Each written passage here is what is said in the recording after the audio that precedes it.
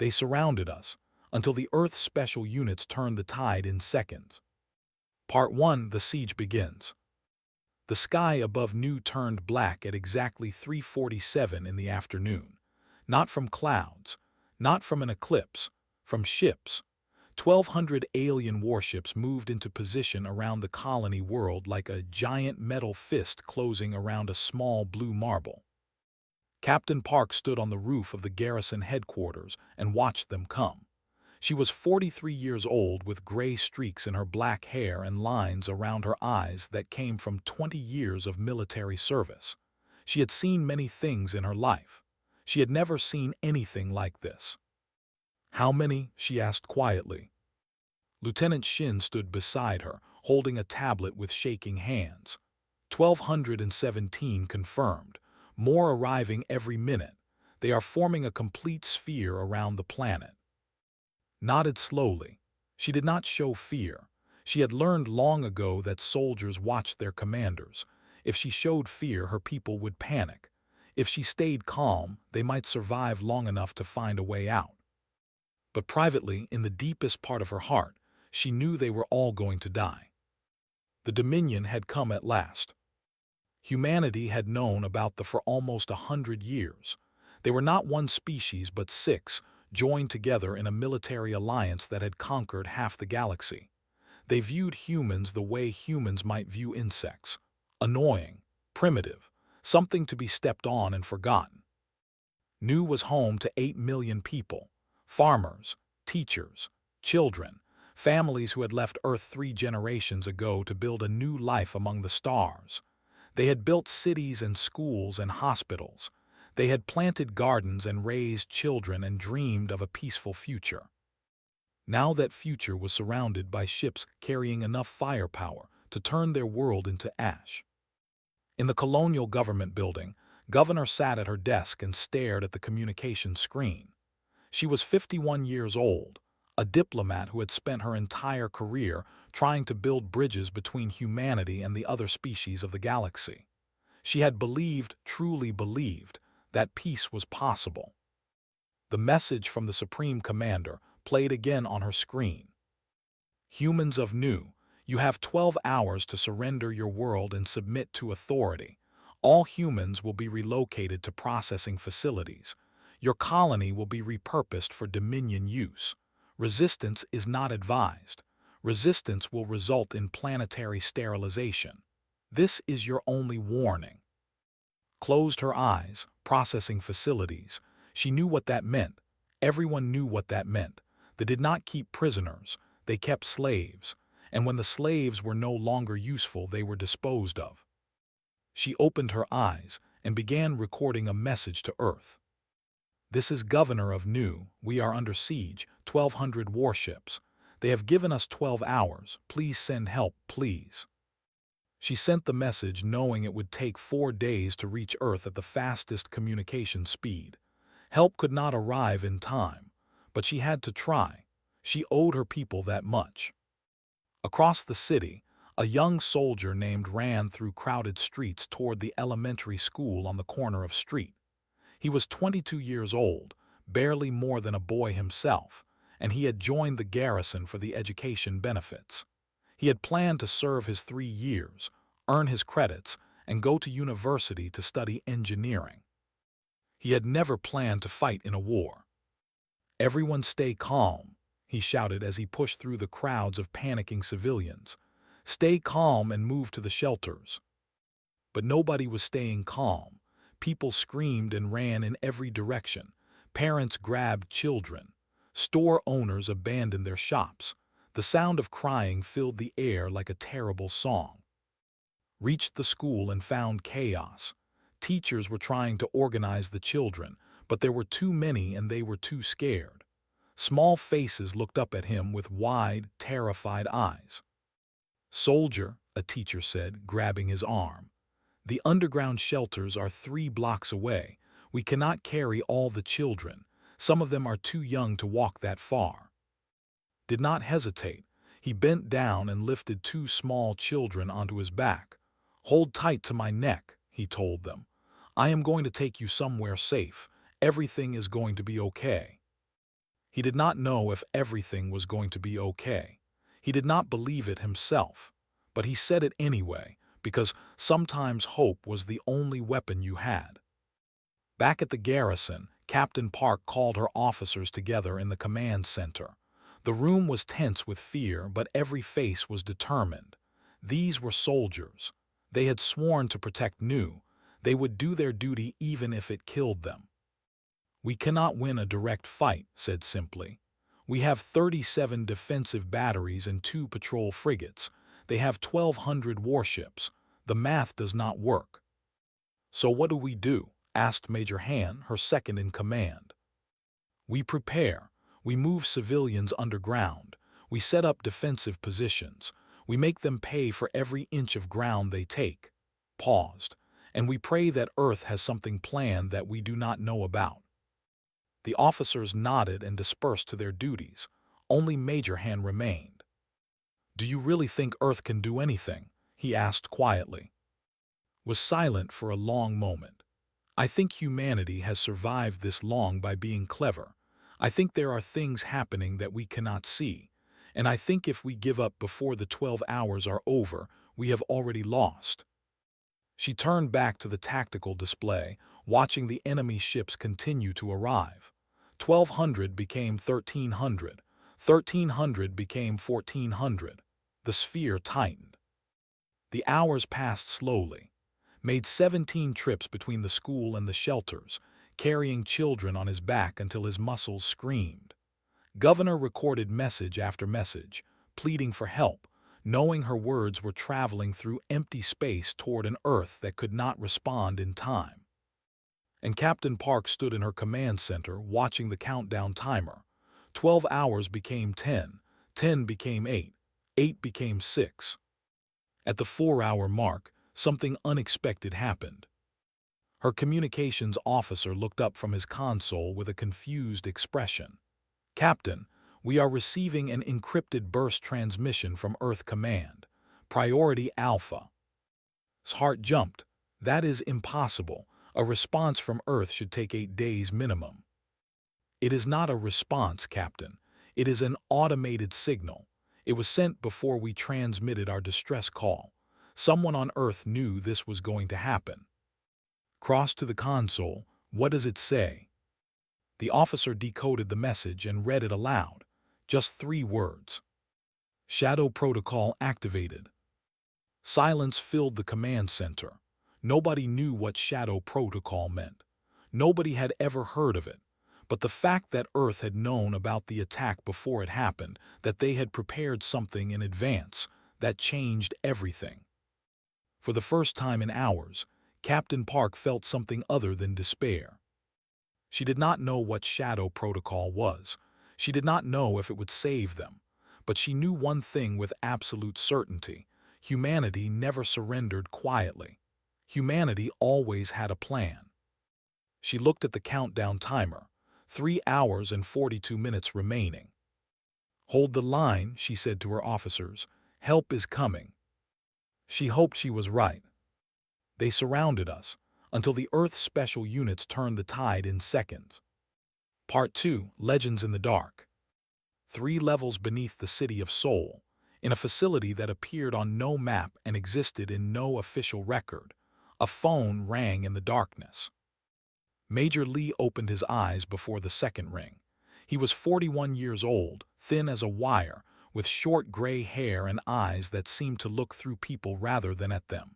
He had been sleeping on a narrow cot in his office, as he often did. Home was just a word to him. This facility was where he lived. He answered the phone without speaking. "Shadow Protocol," said the voice on the other end. "New 1,200 ships. You have 11 hours. The line went dead. Stood and walked to his closet. He dressed in simple black clothes that had no markings, no insignia, nothing that could identify him as a soldier. Then he walked down a long gray corridor to a room marked only with the number 7. Inside, 3 people were already waiting. They had received the same alert. They were ready. Sergeant sat in the corner, her face calm and unreadable. She was 35 years old, of medium height, with ordinary features that made her easy to forget. That was her greatest weapon. Could become anyone. She could learn any language in 3 days, copy any accent in a week, and disappear into a crowd like smoke vanishing into air. She had spent 6 months living among thee as a servant, learning their secrets, mapping their weaknesses. They had never suspected a thing. Corporal O sat at a computer terminal, her fingers moving across the keyboard in quick, precise motions. She was 29, with round glasses and messy hair that made her look like a university student rather than the most dangerous hacker in human history. If a system had a computer, could break it. She had once crashed the entire economy of an alien empire using nothing but a laptop and 3 cups of coffee. Specialist Minyu stood by the window, looking at nothing. He was the largest of the group, tall and broad with hands that could crush stone. But his eyes were gentle, almost sad. Minyu wrote poetry in his spare time. He meditated every morning. He was also capable of calculating structural weaknesses faster than most computers and could destroy a building with a thought and the right amount of explosives. These 4 people were Shadow Team 7. They were not superhumans. They were not genetically modified.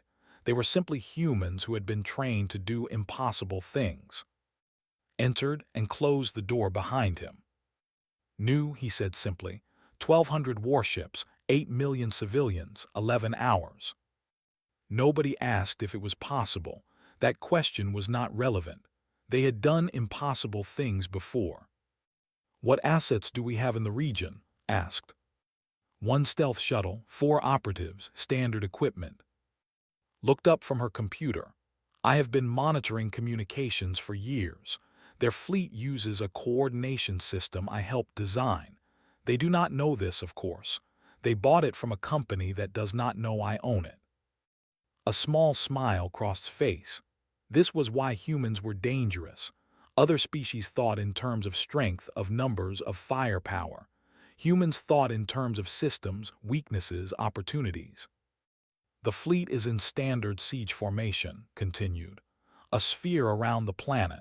They believe this makes them invincible. Every approach is covered. Every escape route is blocked. They are thinking like, Minyu said quietly. Yes, they expect the threat to come from outside. They expect big ships and big weapons. They expect us to fight the way they would fight. Nodded slowly, so we do not fight the way they expect. We do not fight at all. We make them fight themselves. The plan came together quickly. 4 people, 4 targets, 1 moment of perfect chaos. Would infiltrate the flagship. He would plant a device that could send false commands using the Supreme Commander's own authorization codes. Codes that had stolen 3 years ago during her undercover mission. Would board a troop carrier disguised as a servant. She would spread rumors, lies about human weapons, about secret alliances, about betrayal within the command. They were paranoid by nature. Their entire society was built on suspicion and competition. The right rumor at the right time could tear them apart.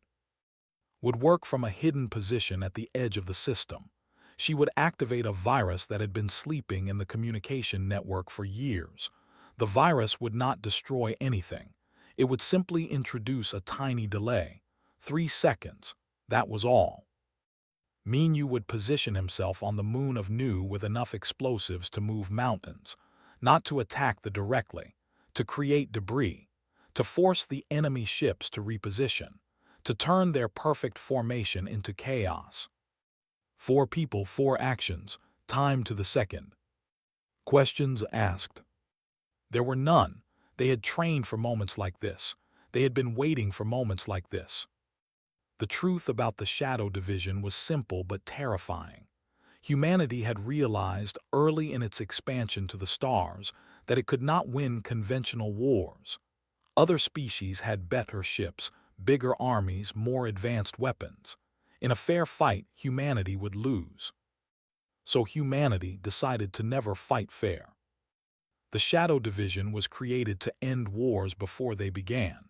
Small teams of highly trained operatives who could destabilize enemy governments, corrupt enemy systems, and manipulate enemy psychology. They did not conquer worlds. They made worlds conquer themselves. For decades, the Shadow Division had worked in secret, ending conflicts, preventing invasions, protecting humanity through means that no other species could imagine or understand. New would be different. For the first time, they had to act openly. For the first time, they had to move fast enough that the enemy could not respond. For the first time, they had to create a visible miracle. The stealth shuttle launched from a hidden base in the asteroid belt. It was small and black and completely invisible to sensors. Inside, Shadow Team 7 made their final preparations. Reviewed the layout of the flagship. He had memorized every corridor, every security checkpoint, every vulnerable system.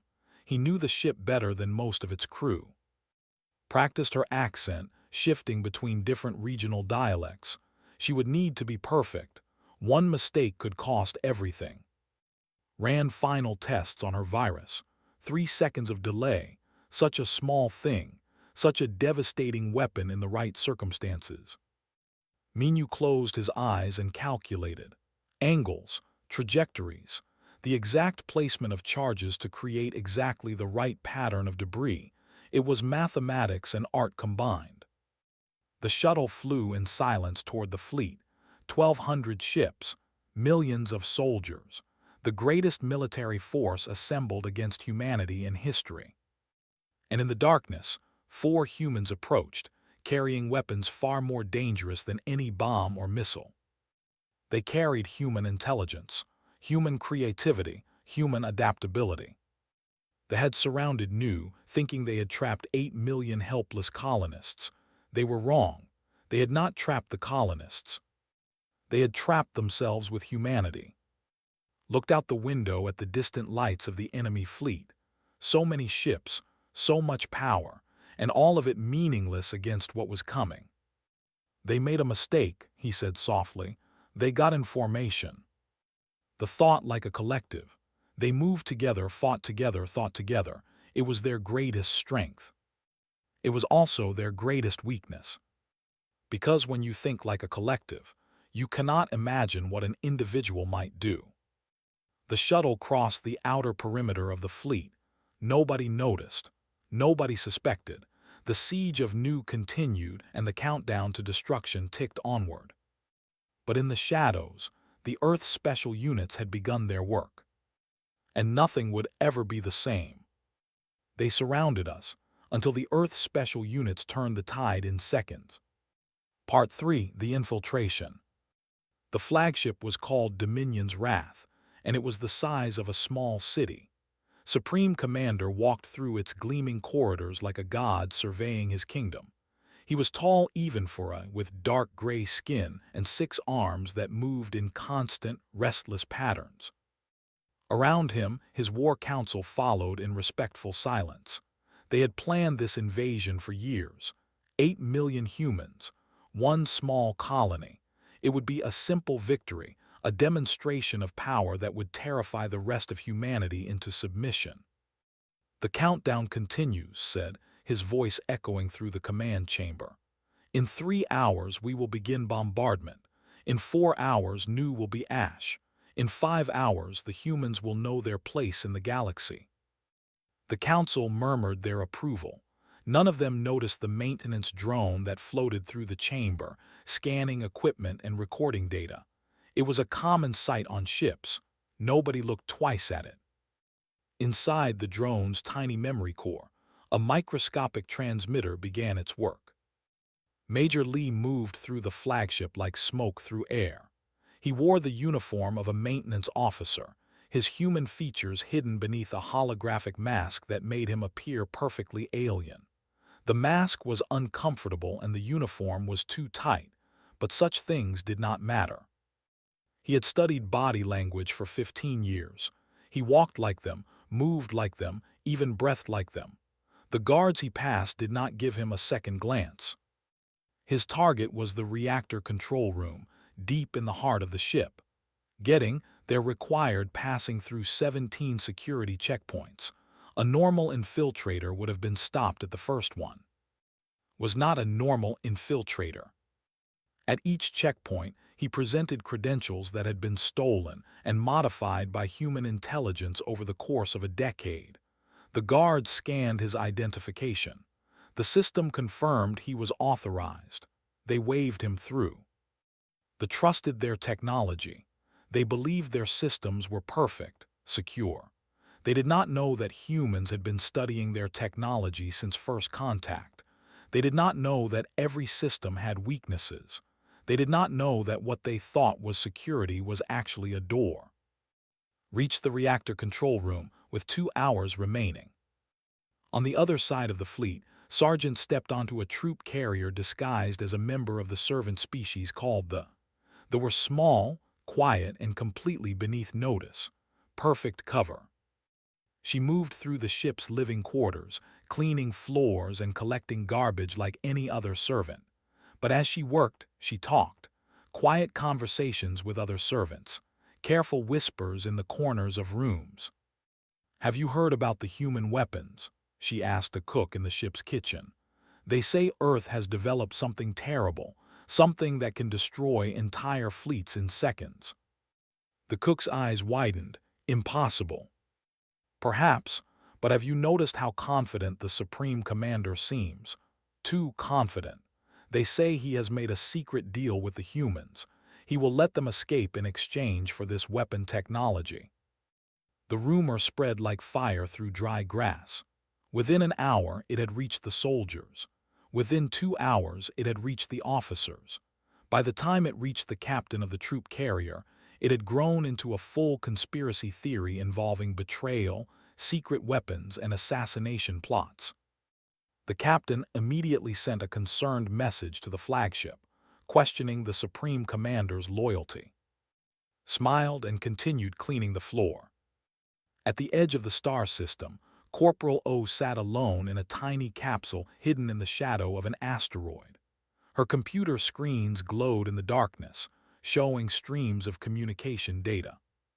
She had planted this virus 3 years ago, disguised as a routine software update. It had been sleeping in the network ever since, waiting for this moment. "Time to wake up," she whispered and pressed a key. The virus activated. It did not destroy anything. It did not steal anything. It simply added a 3-second delay to every communication between ships. Such a small thing, such a tiny change. But in combat, 3 seconds was an eternity. When a ship needed to coordinate with its neighbors, there would be delay. When a captain needed orders from the flagship, there would be delay.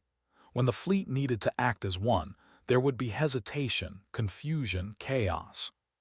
They would not notice the delay until it was too late. On Noose Moon, Specialist Minu worked in silence. Around him, precisely placed explosive charges dotted the rocky surface like strange metal flowers. Each charge was positioned with mathematical perfection, calculated to create exactly the right explosion at exactly the right moment. The explosions would not damage the fleet directly. That was not the point. The point was the debris. When the charges detonated, they would send millions of tons of rock flying into space in a very specific pattern. The ships would have to move to avoid the debris. They would have to break their perfect formation. They would have to scatter. And when they scattered, they would be vulnerable. Minu placed the last charge and stepped back to check his work. Perfect. Every angle calculated. Every trajectory planned. The debris would force the ships into exactly the positions Major Lee needed them to be. He looked up at the stars and thought about a poem he had been writing. Something about silence and darkness and the moment before everything changes. Maybe he would finish it after this was over. Back on Nu, Captain Park noticed something strange. "Lieutenant," she said, pointing at her tactical display, "look at the enemy fleet." Lieutenant Shin studied the screen. "What am I looking for?" "Watch the formation, ship movements." They watched together.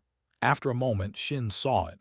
Small movements, ships drifting slightly out of position, then correcting. Communication bursts increasing. Something was making them nervous. "What is happening to them?" Shin asked. "I do not know," replied, "but something is wrong in their fleet. Something is making them uneasy." She did not know about the rumors spreading through the enemy ships. She did not know about the virus corrupting their communications. She did not know about the explosives waiting on the moon or the infiltrator in the flagship's reactor room. But she knew something was changing. Private stood guard at one of the civilian shelters, watching the sky through a small window. He had not slept in 18 hours. His back ached from carrying children. His eyes burned from tiredness. But he did not look away. Through his translator, he could hear soldiers on patrol nearby, their voices carrying on the wind. They were arguing. He could not understand all the words, but their tone was clear. They were scared. Why would the invaders be scared? They had 1,200 ships. They had all the power. They had won before the battle even began. Unless they had not won. Allowed himself a small smile. He did not know what was happening. He did not know who was helping them, but he knew one thing about his people. Humans never stopped fighting. Humans always found a way. He tightened his grip on his rifle and continued watching the sky. In the reactor control room of the flagship, Major Lee finished his work. The device he planted looked exactly like a standard power coupling. It would pass any inspection. It would seem completely normal. But inside, a signal transmitter waited. When activated, it would send a single command to every ship in the fleet, a shutdown order, using the Supreme Commander's own authorization codes. The codes were real, stolen by years ago during her undercover mission. They had never changed them because they did not know they had been stolen. Set the timer, 60 seconds. Then he turned and walked calmly toward the escape pods, whistling an old Earth song under his breath. He had done everything he needed to do. Now it was time to leave. Behind him, the timer counted down. Somewhere in the fleet, rumors of betrayal continued to spread. At the edge of the system, a virus continued its silent work. On the moon, explosives waited for their moment. And in the shelters of Nu, 8 million humans waited and hoped. The countdown reached 1 hour. The moment of truth was approaching. They surrounded us until the Earth's special units turned the tide in seconds. Part 4, Seconds that changed everything. The countdown reached 0. Supreme Commander stood on the bridge of his flagship, surrounded by his officers, looking at the small blue world below. 12 hours had passed. The humans had not surrendered. It was time to teach them the price of defiance. "Begin planetary bombardment," he commanded. "Burn their cities. Show them what happens to those who resist the Dominion." His weapons officer pressed the firing command. Nothing happened. For 3 long seconds the bridge was silent. Officers exchanged confused glances. 6 arms twitched with anger. "What is wrong?" he demanded. "Why are we not firing?" The weapons officer checked his console. His face turned pale. "Supreme Commander, we are receiving a priority override. Fleet-wide shutdown command. Authorization. Authorization is your command code." His blood turned cold. "I gave no such order." But it did not matter what he said. The command was already spreading through the fleet. Every ship received the same message. Full system shut down for security sweep. Authorization, Supreme Commander. The command was genuine. The codes were real. The fleet was designed to obey the Supreme Commander without question. 700 ships began shutdown procedures before anyone understood what was happening. In those first 3 seconds, Major Lee's device did its work perfectly. The false command spread at the speed of light, reaching every ship in the fleet simultaneously. Captains who had served the Dominion for decades obeyed without thinking. Their training demanded it. Their systems required it. Then the chaos began. At second 4, some captains realized something was wrong. They tried to abort the shutdown, But Corporal O's virus was already active. Every command they sent was delayed by 3 seconds. Every response they received came 3 seconds late. Half the fleet tried to stop the shutdown. The other half did not receive the abort command in time. Ships began drifting out of formation as their engines powered down. Navigation systems went dark. Weapons went offline. And then ships started hitting each other. At second 7, Specialist Menu pressed a button on his remote detonator. The moon exploded. Not all of it, just enough. Precisely placed charges sent millions of tons of rock and debris flying into space in a carefully calculated pattern. The debris cloud expanded outward like a deadly flower, filling the space between ships with deadly projectiles. The remaining active ships had no choice. They had to move or be destroyed. But moving meant breaking formation. Moving meant chaos. Moving meant the perfect sphere around Nu was shattered forever. At second 10, the rumors reached their peak. 3 captains, already suspicious of leadership, already convinced by Sergeant whispered lies, saw the shutdown command and reached a terrible conclusion. This was not an enemy attack. This was an assassination attempt. The Supreme Commander was trying to destroy his rivals while pretending to attack the humans. They opened fire on the flagship. In 12 seconds, the greatest invasion fleet in history tore itself apart. Ships crashed into each other, their navigation systems confused by delayed commands. Debris from the moon tore through hull plates and shattered weapons arrays. Friendly fire erupted as panicked captains attacked anything that seemed like a threat. The beautiful sphere became a storm of destruction. On the bridge of the flagship, Supreme Commander screamed orders that nobody could follow. His commands were delayed. His fleet was chaos. His invincible armada was killing itself. "Override the shutdown," he commanded. "All ships maintain position. Stop firing on our own vessels." But every order took 3 seconds to send and 3 seconds to receive. By the time his captains heard him, the situation had already changed. By the time they tried to obey, new disasters had occurred. The flagship shook as weapons fire struck its hull. The 3 rebellious captains continued their attack, convinced they were fighting for their lives against a treacherous commander. Deep in the ship, reactor warning alarms began to sound. The shutdown command had interrupted the power systems at exactly the wrong moment. The restart procedures were corrupted. The reactor was going critical. Major Lee watched from his escape pod as the flagship began to break apart. He felt no joy. He felt no satisfaction.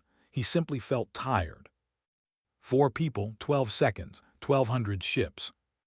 It had worked. On Nu, Captain Park stared at her tactical display in complete shock. The sky above her world was on fire, but not with bombardment. The fleet was destroying itself. "What?" Lieutenant Shin could not finish his sentence. He had no words for what he was seeing. Ships crashed and burned. Debris fell like metal rain. The perfect sphere was gone, replaced by a cloud of chaos and destruction.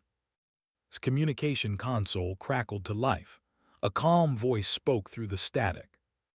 "New Garrison, this is Shadow 7 Actual. Threat neutralized. Recommend you begin accepting surrender transmissions. You are going to get a lot of them." She did not recognize the voice. She did not understand what Shadow 7 meant, but she understood the message. "All stations," she said, her voice steady despite the tears running down her face. "Prepare to receive enemy surrenders. Treat all prisoners with dignity. This battle is over." In the civilian shelters, Private heard the announcement through the emergency speakers. He did not understand it at first. How could the battle be over? How could they have one? Then he heard the cheering. Millions of voices raised in joy and relief. Children laughing, adults crying. The sound of people who had expected to die discovering they would live. Sat down against the wall and let out a breath he felt like he had been holding for 18 hours. His hands were shaking. His eyes were wet. He did not know how they had won. He did not know who had saved them. But they were alive. All of them were alive. That was enough. Above the planet, the destruction continued for another hour. Ships burned and crashed and broke apart. Soldiers who survived the chaos began transmitting surrender signals, desperate to escape their own dying vessels. The humans of Nu had no ships to send. They had no way to rescue the survivors. All they could do was guide the escape pods down to the surface and prepare to receive prisoners they had never expected to capture. Governor walked out of the government building and looked up at the burning sky. She had spent her entire career believing that peace with it was possible. She had been wrong about that. They did not want peace. They wanted conquest. But she had also believed that humanity could not win a military conflict. She had been wrong about that too. 4 people, 12 seconds, 8 million lives saved. She did not know the details yet. She did not know about the rumors and the virus and the explosives and the false command. She would learn all of that later. For now, she simply stood and watched and tried to understand what had happened to her world. A young aide approached her nervously. "Governor, the Supreme Commander," he survived. "He is requesting to speak with you." Considered this for a moment. "Tell him I will speak with him when he is ready to discuss surrender terms, not before." The aide nodded and hurried away. Above Nu, the last warship lost power and began to fall. It would crash in the ocean, far from any populated area. The danger was over. The siege of Nu had lasted 12 hours. The battle had lasted 12 seconds. And in those 12 seconds, everything humanity knew about itself had changed forever. They surrounded us, until the Earth's special units turned the tide in seconds. Part 5. The Galaxy Takes Notice. 3 months after the siege of Nu, the Galactic Council called an emergency meeting. Representatives from 47 species gathered in the Great Hall on the neutral world of Terminus. They had one topic to discuss: the human problem. The ambassador stood before the assembly, his 6 arms trembling with barely controlled rage. "We demand answers. We demand justice. The humans used treachery and deception to destroy our fleet." The council watched in silence as footage from Nu played on the giant display screens. 1,200 warships falling apart in 12 seconds. The greatest military defeat in history, caused not by weapons but by whispers and timing. "We were attacked," the ambassador continued. "Our communications were corrupted. Our commanders were deceived. Our own soldiers were turned against each other. This is not war. This is something far more dangerous." The representative leaned forward with interest. They were an old species, cautious and calculating. They had avoided conflict with humanity for decades, always uncertain whether the young species was truly as weak as it appeared. Now they knew the truth. "How many humans participated in this attack?" they asked. The ambassador fell silent. This was the most shameful part. This was the detail that had made his species a laughingstock across the galaxy. 4, he finally admitted. 4 humans destroyed our entire fleet." The council chamber erupted in noise. 4 humans against 1,200 ships. 4 individuals against millions of soldiers. It seemed impossible. It was impossible, and yet it had happened. On Earth, Major Lee returned to the facility beneath Sol. There was no ceremony, no medal, no public recognition. He simply walked back into the shadows where he belonged. "Good work," his commander said. "That was all. That was enough." Nodded and began preparing for his next mission. There were always more threats. There were always more enemies. The Shadow Division never rested. When a reporter somehow discovered his name and tried to interview him about Nu, he gave only one statement: "We were lucky. They underestimated us." He meant it. They had made mistakes that future enemies might not make. They had used outdated security codes. They had trusted their technology too much.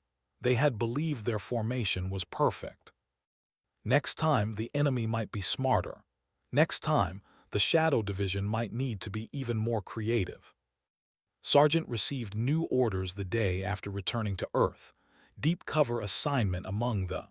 They were not currently hostile, but they were watching humanity with new interest. Someone needed to watch them back. She spent her last night on Earth in a small restaurant in her, eating her mother's cooking and listening to her family talk about ordinary things. They did not know where she was going. They did not know what she had done on New. They thought she worked in an office somewhere, doing something boring and safe. She hugged her mother goodbye and promised to call when she could. Then she walked out into the night and disappeared into the shadows. Corporal O was promoted and transferred to the training division. Her new job was teaching the next generation of technical warfare specialists. She discovered that she enjoyed teaching. She discovered that she was very good at it. The most dangerous weapon is not a bomb or a virus, she told her students on the first day. The most dangerous weapon is an idea. Learn to fight with ideas and you will never be defeated. Her students were young and eager and brilliant. In 20 years, they would be the ones protecting humanity, was determined to make sure they were ready. Specialist Minu published a book of poetry under a false name. It was called Silence Before Dawn and contained 63 poems about darkness, waiting, and the moment before everything changes. It became moderately popular among literary circles. Critics praised its quiet intensity and emotional depth. No one knew that the poet who wrote so beautifully about silence was the same man who had blown up a moon. Minu continued serving in the Shadow Division. He continued writing poetry. He saw no contradiction between the two. Destruction and creation were both part of life. Both required precision. Both required care. On New, Captain Park was offered a position in the Shadow Division. She declined. "My place is here," she said. "Someone needs to protect these people. Someone needs to be visible." She understood now why the Shadow Division existed. She understood why humanity needed warriors who worked in darkness. But she also understood that darkness was not enough. People needed hope.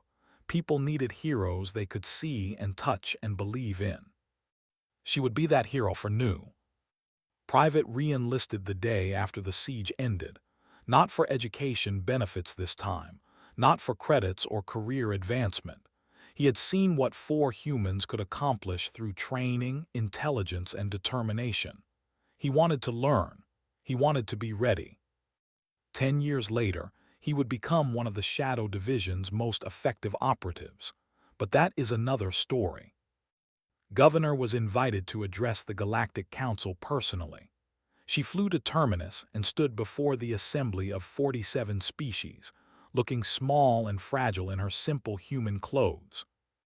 But her voice was not small. Her voice was not fragile. "You surrounded us," she said. "You outnumbered us.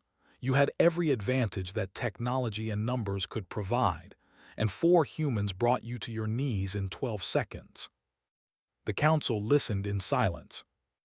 "Not because we are strong. We are not strong. Not because we are brave. Many of us are afraid. We defeated you because we are creative, because we adapt, because we think in ways you cannot predict." She paused, looking around at the faces of species who had ruled the galaxy for thousands of years. "When you corner a human, you have not trapped us. You have trapped yourself with us. We will find a way out. We always find a way out. Consider this carefully before you threaten our people again." She turned and walked out of the council chamber. Behind her, 47 species sat in stunned silence, reconsidering everything they thought they knew about the small, weak, primitive humans. 1 year later, a diplomatic vessel approached Earth for unprecedented peace negotiations. Their admiral studied the blue planet on his. It looked so peaceful, so harmless, so ordinary. His aide asked if he was worried about human treachery. The admiral laughed bitterly. "They do not need treachery, they have something worse. They have imagination." He ordered the ship to approach slowly, broadcasting peaceful intentions on every frequency. He had studied Nu carefully. He understood now what humans were capable of. The surrounded 8 million humans and thought they were the threat, he said quietly. They were wrong. Humans do not need to surround you. They just need to think about you. The ship descended through Earth's atmosphere toward a landing pad in Seoul. The admiral prepared himself for negotiations with a species that had rewritten the rules of galactic warfare in 12 seconds. He was afraid. He was right to be afraid. Somewhere in the shadows of space, a stealth shuttle adjusted its position slightly.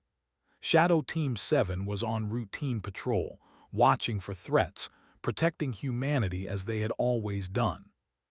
Major Lee sat in the pilot's seat, monitoring communications from across the sector. There were no immediate threats. The galaxy was quiet. But he knew that would not last. It never lasted. There would always be enemies. There would always be those who saw humanity as weak and primitive and ripe for conquest. And there would always be the Shadow Division, waiting in the darkness, ready to remind the galaxy what humans could do when they had no choice but to be extraordinary. The Earth Special Units never stopped watching. They never would.